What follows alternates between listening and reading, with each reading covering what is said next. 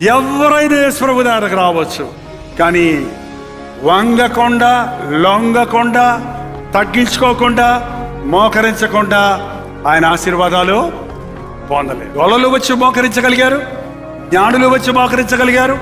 ఏ రోజు కావాలన్నా వెళ్ళుండొచ్చు. తగ్గించుకొని ఉంటే, తగ్గించుకోలేని వాడు యేసయ్య దగ్గరకు రాలేడు, దేవుని దీవెన పొందలేడు.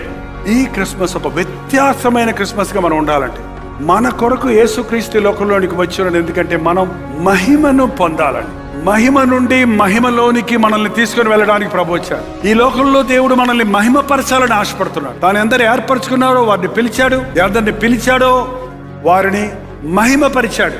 ఈ మహిమ నుండి మనల్ని నిత్య మహిమకు, ఈ మట్టి శరీరం మహిమ శరీరంగా మార్చబడుతుంది. మనం ఆకాశానికి ఎత్తబడతాం.